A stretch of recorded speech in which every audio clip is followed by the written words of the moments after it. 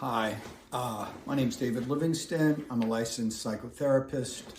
I work with the Waismann method, and I see the patients in individual therapy after they have been detoxed off of opioids. I see them at the Domus retreat. So what I want to talk about today is motivation.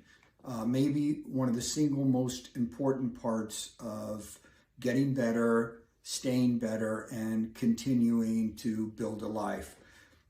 In fact, it's so important that motivation ends up being the thing that gets people into treatment. Now, usually the motivation is driven, the initial motivation for people coming in is often driven out of a sense of feeling terrible. Very often they've been on opioids for a very long time, often tried multiple ways of getting off them. Sometimes they've been on things like Suboxone or methadone or other things as interim processes to maybe avoid fentanyl, which is needed to be avoided. But eventually they want off of all opioids. And so that's when we will see them. They go through a medical detox, and then I will see them at the Domus retreat.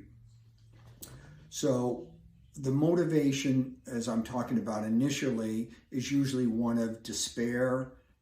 They can't stand how they feel, and because opioids are a depressant, they shut your life down over time. Meaning, if in talking with patients, they will report things like, I used to hang out with my friends. I don't even return their calls now. I used to enjoy music. I don't do that anymore, and on and on. And so eventually your emotional life gets shut down. Your desire to have the outside world affect how you feel inside is limited.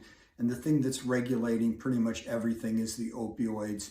And because there are depressants, they become that over time. And so that's why the motivation is usually one of perceived helplessness along with immense frustration. And sometimes that can become a very dangerous place where people feel really sort of trapped and stuck. In fact, the thing that creates a fight or flight reflex is when people feel trapped for too long. So they're in perceived helplessness and high levels of frustration, on top of the fact that they're often metabolizing the medication at quicker and quicker paces. So they're in and out of anxiety and withdrawals. So that is a terrible place to be. We'll often get calls from people. So the initial motivation is one that isn't good. The motivation is that I can't bear how I feel. Okay. They get detoxed. Next thing is to get them feeling better. We try to do that as quickly as possible. I think our detox gets people feeling better, usually quicker than any process I know, because we use a rapid detox. They get the opioids taken away very quickly.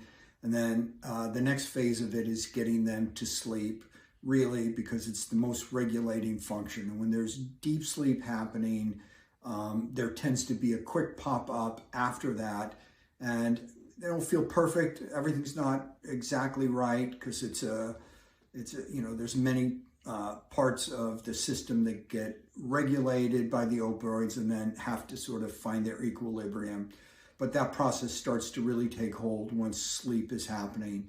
And we will aid in that. Our medical director will help with sleep, and so that we can get people feeling better as quickly as possible. We aren't interested in any prolonged suffering. Obviously, we do it safely. We're not interested in getting anybody stuck on any new medications, but we do use medications per our medical director to speed up the recovery. And I found that to be most helpful. Usually people are exhausted and tired, and you don't want to have prolonged suffering. And the whole reason that someone's coming in to get off of opioids and coming in for the whole process is to feel better. So the quicker we do that, the more humane, and also it supports recovery in the long run, because you do not want people worn down too much. So the quicker we help them feeling better, the more they will be able to feel hopeful and eventually sustain some of the early parts of sobriety. And so that's the initial approach.